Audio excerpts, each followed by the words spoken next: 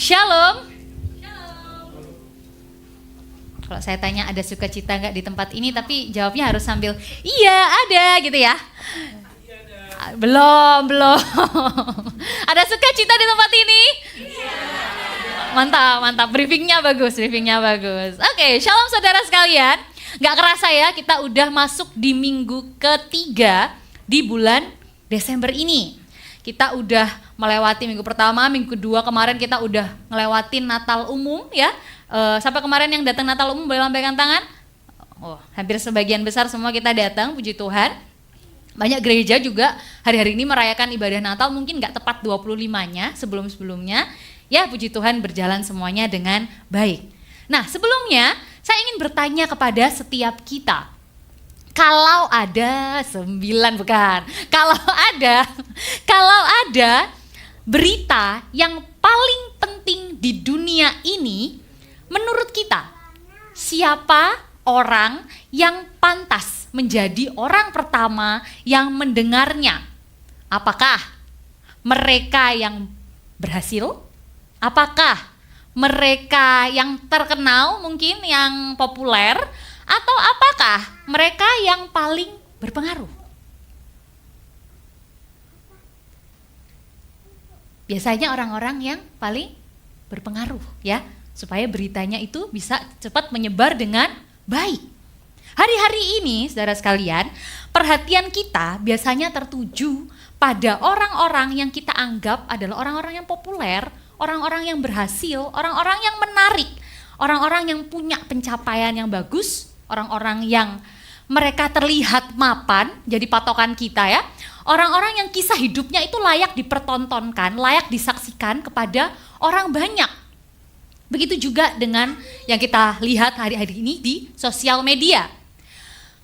Menampilkan hal-hal yang demikian, kesuksesan, pencapaian, hasil yang bagus ya. Tanpa sadar saudara, pola pikir itu masuk ke dalam diri kita serap. Dan bukan hanya berhenti sampai di sini aja, tapi kita juga menyerapnya di dalam iman kita masing-masing. Seolah-olah Tuhan itu lebih tertarik kepada orang yang hidupnya tertata dengan rapi, kepada orang yang hidupnya rohaninya terlihat baik, kepada orang yang harmonis, mungkin keluarganya hubungan satu dengan yang lainnya, dan kepada orang-orang yang mungkin berhasil. Lalu muncul pertanyaan, dari beberapa dari kita mungkin, atau mungkin sebagian besar dari kita muncul pertanyaan seperti ini.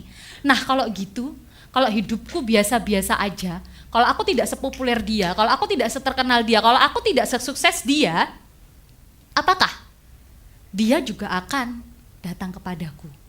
Apakah Natal ini, berita Natal ini juga buatku?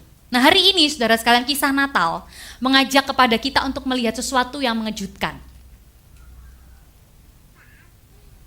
Natal bukan buat orang sukses. Sebelum kita lanjut, saya mau disclaimer dulu ya.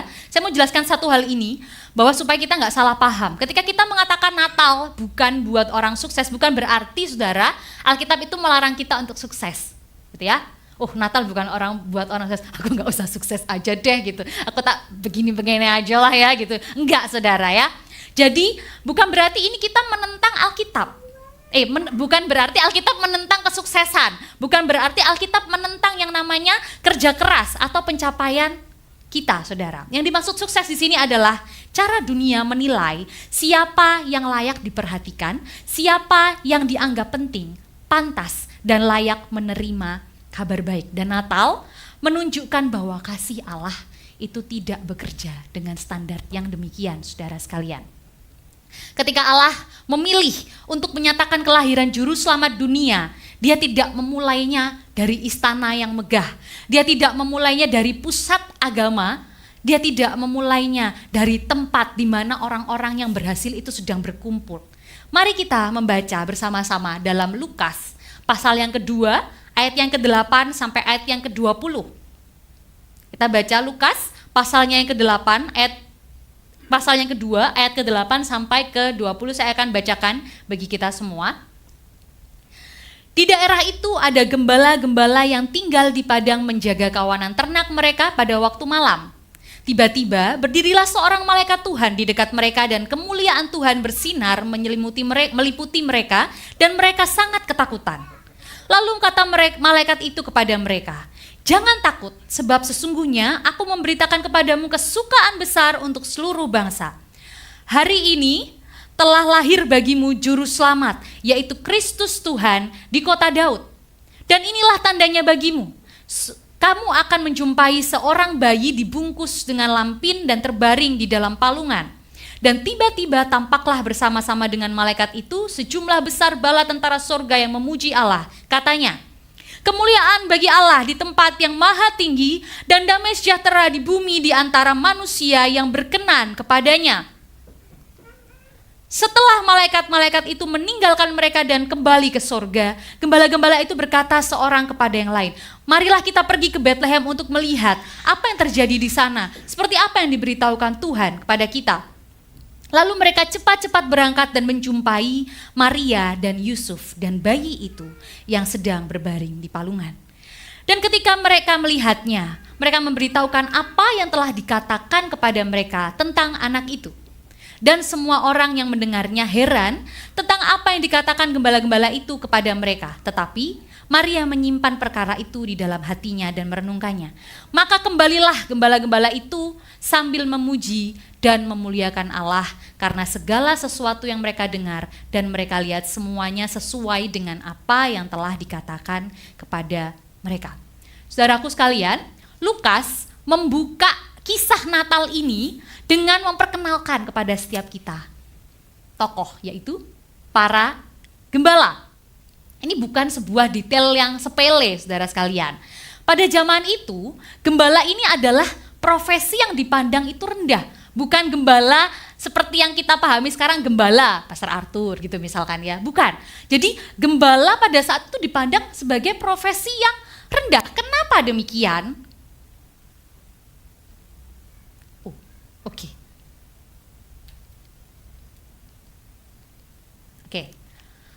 Kenapa demikian? Karena saudara sekalian, ini fakta-fakta dari para gembala pada saat itu. Gembala dikatakan mereka adalah orang-orang yang jarang beribadah di bait Allah. Lah kenapa kok jarang beribadah di bait Allah? Mereka jarang beribadah karena mereka bersentuhan hari-harinya, bersentuhan dengan yang namanya bangkai binatang, dengan darah binatang mungkin.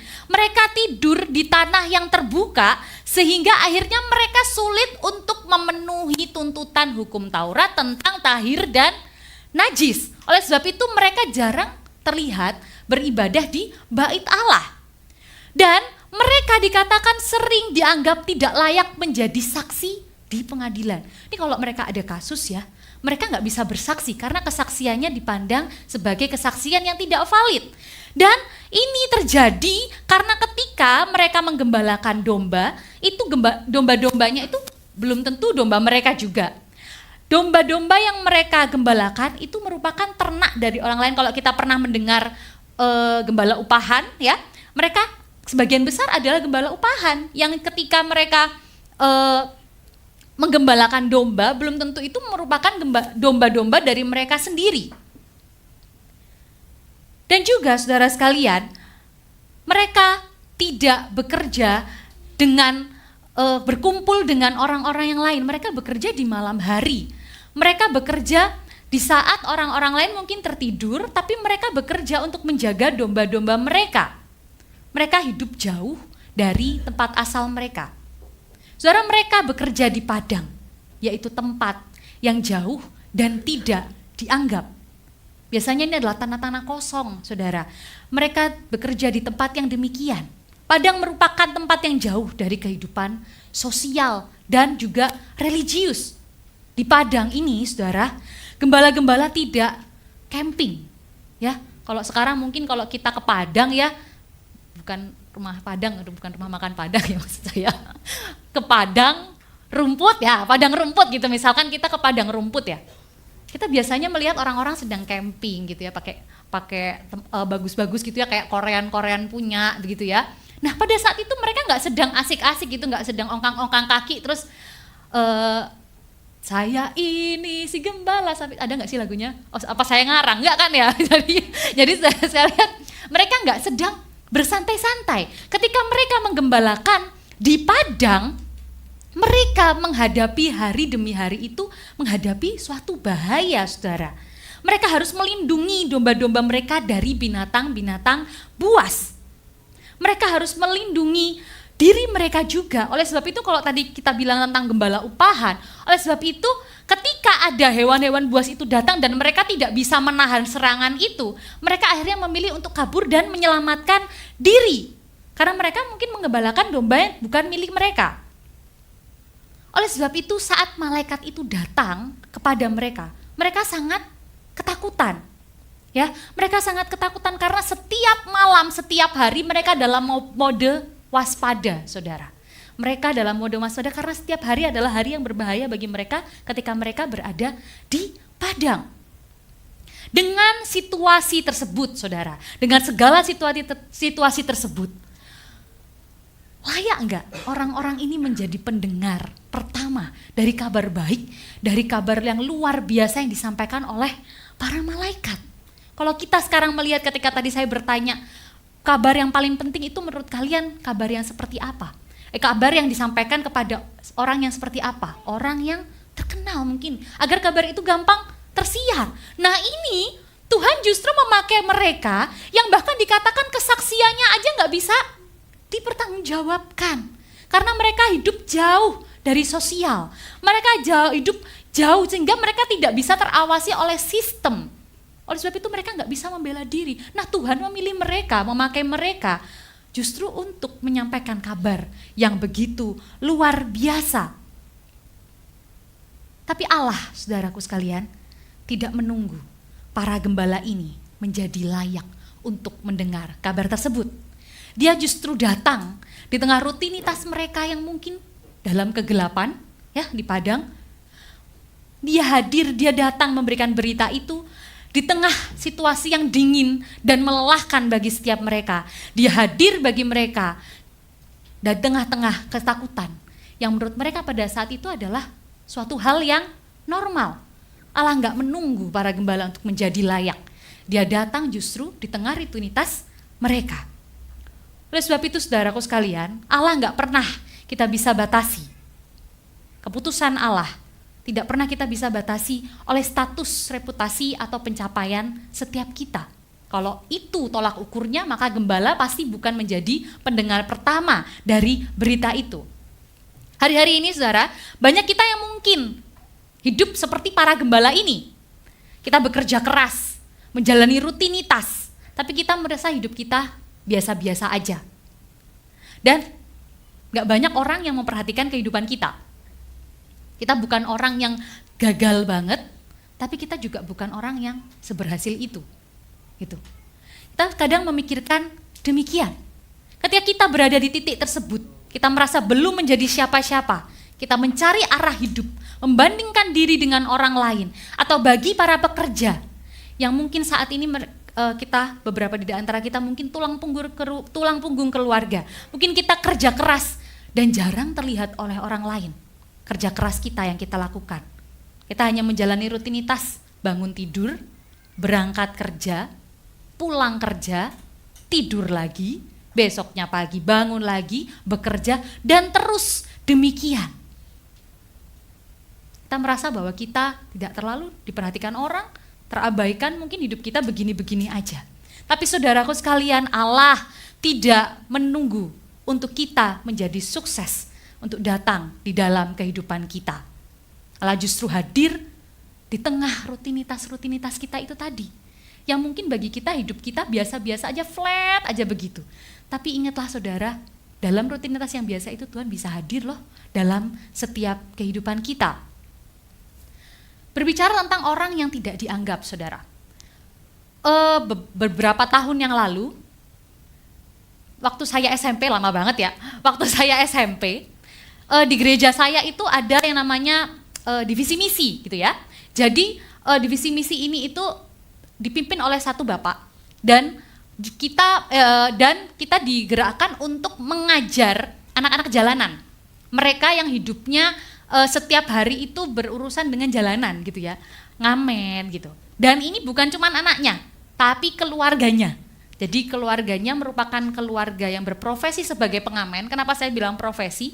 Karena rata-rata dari mereka pakai baju profesi mereka ketika mereka berada di jalanan, begitu. Tidak semua demikian tentunya. Nah, anak-anak ini pendidikannya sangat terbatas, saudara sekalian. Oleh sebab itu, kita mulai untuk menjangkau mereka melalui kursus-kursus. Jadi les pelajaran-pelajaran begitu agar mereka bisa, mungkin yang nggak sekolah mereka bisa merasakan pendidikan itu seperti apa. Atau bagi mereka yang sekolah mereka bisa merasakan pendidikan yang lebih baik daripada yang beberapa jam di sekolah terus mereka nggak ngerti apa-apa karena habis itu pulang sekolah mereka harus ngamen lagi gitu.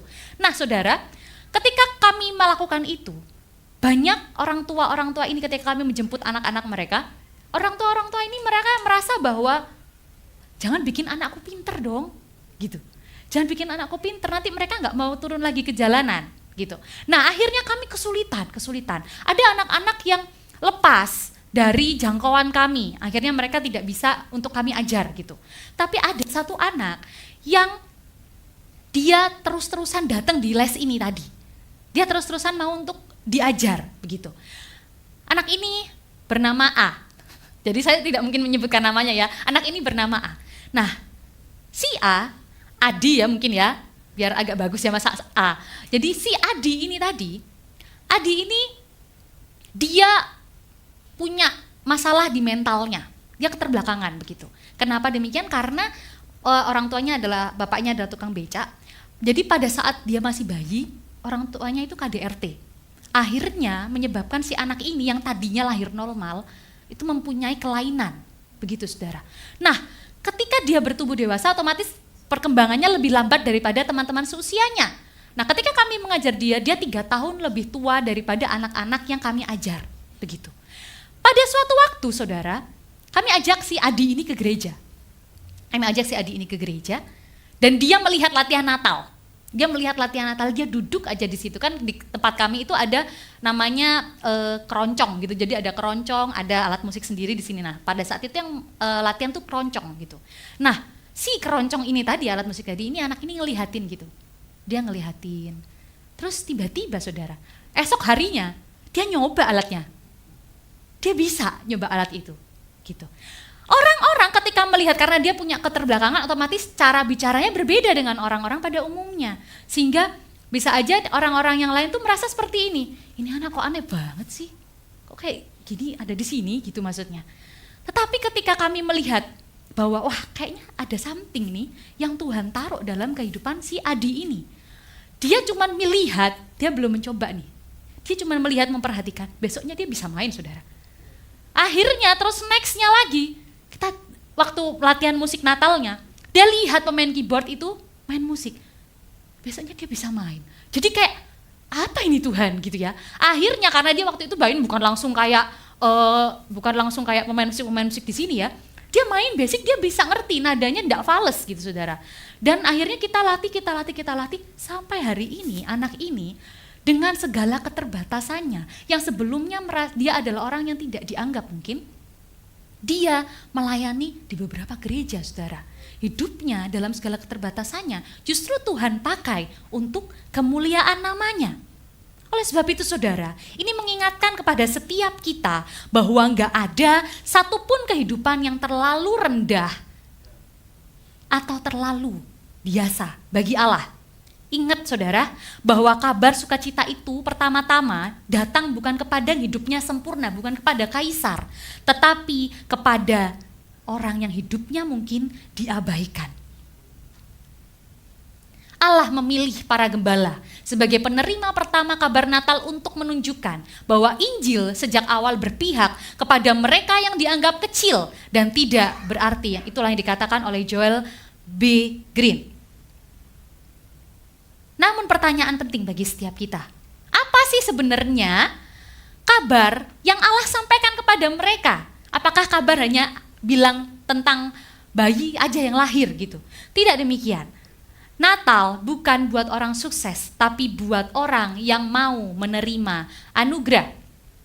Pada ayat ke-10, Ketika dalam keheningan malam ini tadi ya, ketika kita tadi melihat bahwa dalam keheningan malam itu mereka nggak santai, mereka penuh dengan kewaspadaan. Lebih lagi mereka seringkali dilanda dengan ketakutan.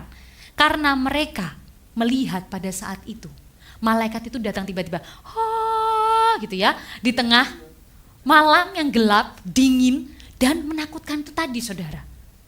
Mereka harus waspada terhadap serigala-serigala, dan ketika itu nggak ada backsound, kayaknya nggak ada. Itu hanya saya aja yang bikin ya.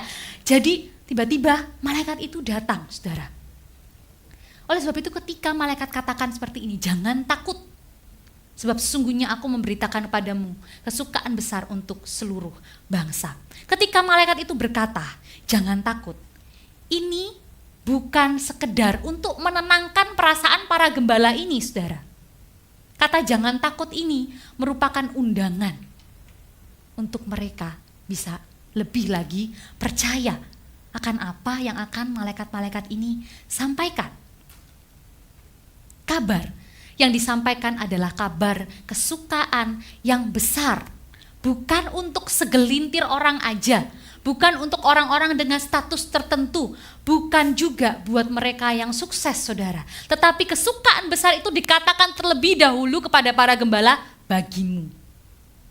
Setelahnya dikatakan untuk seluruh bangsa, bagi semua bangsa. Saudara, yang lahir adalah juru selamat.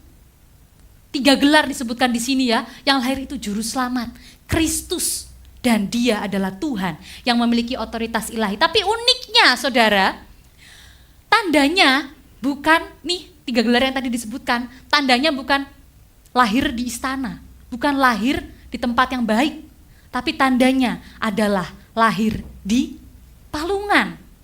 Oleh sebab itu saudara, ini menunjukkan bahwa keselamatan itu datang kepada setiap kita melalui kerendahan yang Tuhan lebih dulu lakukan. Saudaraku sekalian, Injil bukan tentang manusia yang naik kepada Allah lewat keberhasilan, tetapi tentang Allah yang turun kepada manusia melalui anugerah. Tim Keller mengatakan seperti ini, saudara. Kita itu lebih berdosa daripada apa yang kita pikirkan, apa yang kita kira. Namun kita lebih dikasihi dari yang pernah kita harapkan. Kalimat ini mengingatkan kepada kita 2 kebenaran yang seringkali sulit untuk kita pegang secara bersamaan, saudara. Di satu sisi kita memang tidak sebaik yang sering kita pikirkan.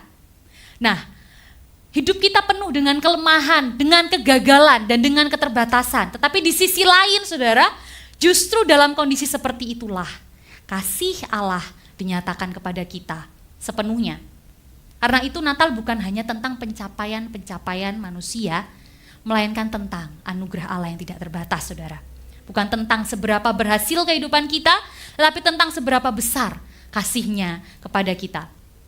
Bayangkan saudara, ketika ada orang jatuh ke laut, ya. Bayangkan ketika orang jatuh ke laut, dia sulit untuk menyelamatkan dirinya, gitu ya. Dia sulit untuk menyelamatkan dirinya bukan karena dia nggak tahu teknik berenang, ya. Bisa jadi karena dia sedang kehabisan tenaga dan juga kehabisan nafas.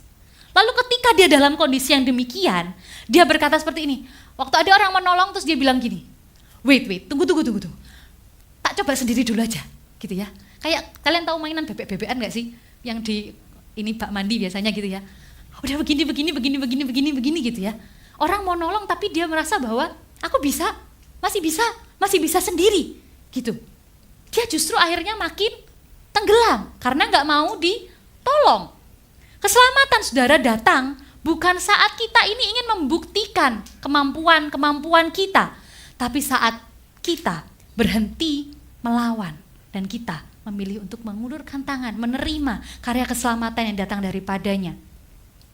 Demikian juga Injil. Injil gak berkata, berenanglah lebih baik maka kamu akan selamat. Tapi Injil berkata kepada setiap kita bahwa akui bahwa kamu tidak sanggup dan terimalah pertolongan. Itu sebabnya saudara, Natal bukan untuk orang-orang yang merasa mampu, tapi untuk orang yang mau menerima anugerah. Dan disitulah kabar baiknya, kita diselamatkan bukan karena kepandaian kita, melainkan karena kasih yang datang lebih dulu. Natal adalah anugerah, bukan penghargaan bagi setiap kita yang berhasil. Lalu apa yang terjadi setelah seseorang benar-benar bertemu dengan Yesus seperti para gembala ini tadi? Natal bukan buat orang sukses, tetapi mengubah orang biasa-biasa tadi bisa menjadi saksi. Dikatakan di ayat yang ke-16 seperti ini. Lalu mereka cepat-cepat berangkat dan menjumpai Maria dan Yusuf dan bayi itu yang sedang berbaring di dalam palungan. Dan di ayat ke-20 dikatakan seperti ini, saudara. Maka kembalilah gembala-gembala itu sambil memuji dan memuliakan Allah. Karena segala sesuatu yang mereka dengar dan mereka lihat, semuanya sesuai dengan apa yang telah dikatakan kepada mereka. Ketika kabar itu mereka terima, saudara, mereka nggak ambil pusing. Tunggu, nanti dulu.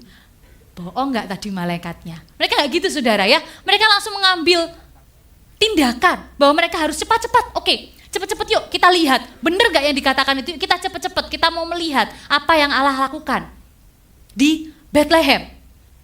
Para gembala merespon dengan iman mereka. Mereka cepat-cepat berangkat, mereka datang, mereka melihat, dan mereka memberitakan apa yang mereka alami. Saudaraku, ketika mereka pulang dari sana di ayat yang ke-20, mereka kembali, mereka nggak menjadi orang yang kaya, saudara. Mereka datang kepada Yesus yang dikatakan sebagai juru selamat, Tuhan, ya, Kristus. Mereka pulang dari ketemu sama Yesus itu tadi. Mereka pulang nggak bawa emas, saudara. Mereka pulang, mereka tetap jadi gembala. Mereka pulang, mereka tetap ke padang. Mereka tidak menjadi orang yang kaya seketika, tapi mereka pulang dengan hati yang berubah. Pertemuan dengan Kristus tidak selalu mengubah situasi hidup kita, saudara. Tapi saya yakin bahwa pertemuan dengan Kristus itu selalu merubah arah kehidupan kita. Mereka menjalani rutinitas yang sama, tapi yang berubah adalah cara mereka menjalani hidup. Yaitu sekarang dengan pengharapan, karena mereka tahu bahwa Allah itu hadir dan peduli kepada mereka yang diabaikan oleh dunia.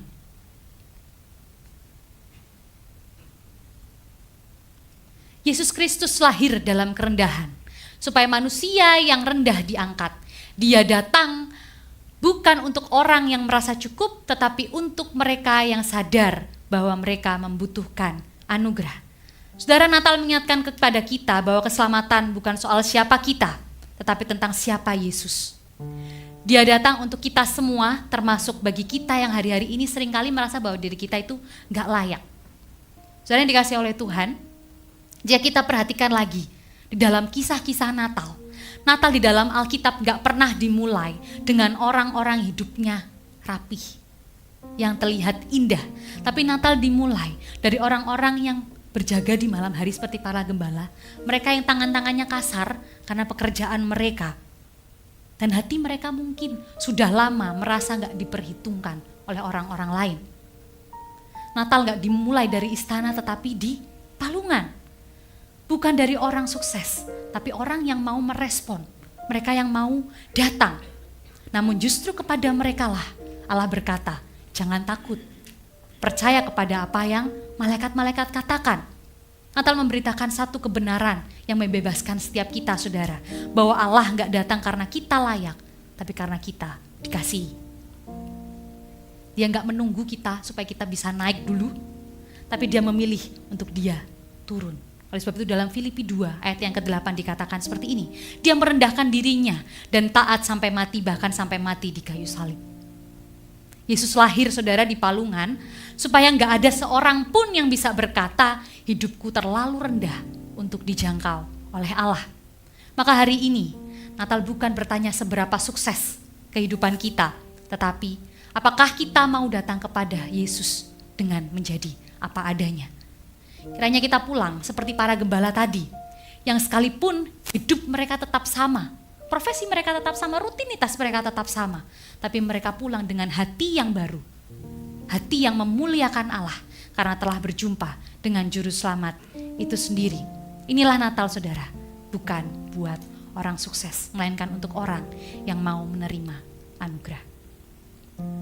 Pertanyaan bagi setiap kita untuk menutup perenungan firman pada siang hari ini. Di bagian hidup mana hari ini kita merasa paling tidak layak? Hal-hal yang mungkin kita sembunyikan, hal-hal yang mungkin jauh di dalam lubuk hati kita. Namun justru disitulah mungkin Allah datang menemui setiap kita. Selanjutnya, mari kita perhatikan sekitar kita, di pekerjaan kita, di sekitar rumah kita mungkin, di jalanan mungkin, kita memperhatikan siapakah gembala di setiap yang di sekitar kita, orang yang kita tahu bahwa mereka seringkali tidak dianggap, yang Tuhan rindu kita lihat dan kita rangkul dengan kasih-Nya. Mari kita renungkan dua pertanyaan ini, kita melihat diri kita dan kita mengingat-ingat sekeliling kita. Adakah orang-orang yang mereka tidak dianggap, tapi Tuhan taruh sesuatu dalam hati kita untuk kita bisa menjangkau setiap mereka. Mari kita berdoa. Kami mengucap syukur Tuhan untuk firman Tuhan yang kami terima pada siang hari ini Tuhan. Kami bersyukur Tuhan bahwa Engkau tidak menunggu kami untuk menjadi sukses, tidak menunggu kami untuk menjadi layak, untuk menyatakan diri-Mu Tuhan kepada setiap kami. Justru Engkau yang turun ya Tuhan, untuk menjangkau setiap kami, merendahkan diri-Mu ya Tuhan, untuk menjangkau setiap kami. Kami bersyukur Tuhan, karena kasih-Mu yang begitu besar, kami boleh ada sampai hari ini, kami bisa selamat ya Tuhan, karena kasih-Mu yang begitu besar ya Bapa. Ajarkan kepada setiap kami ya Tuhan, untuk kami ya Bapa, untuk boleh melihat sekeliling kami ya Bapa. Ketika mungkin ada orang-orang yang tidak dianggap, orang-orang yang tidak diperhatikan oleh orang lain, kami mau melihat Engkau berperkara atas kehidupan mereka melalui setiap kami. Pakai setiap kami ya Tuhan untuk menjadi alat-Mu ya Bapa. Kami rindu ya Tuhan, setiap kami ya Tuhan menjadi bagian dalam karya keselamatan-Mu ya Bapa. Terima kasih Tuhan, terima kasih. Hamba-Mu berhenti berbicara, tapi hamba-Mu yakin ya Tuhan, firman-Mu ya Tuhan Yesus tidak berhenti berbicara dalam kehidupan jemaat-Mu. Di dalam nama-Mu kami berdoa. Haleluya. Amin. Tuhan Yesus memberkati.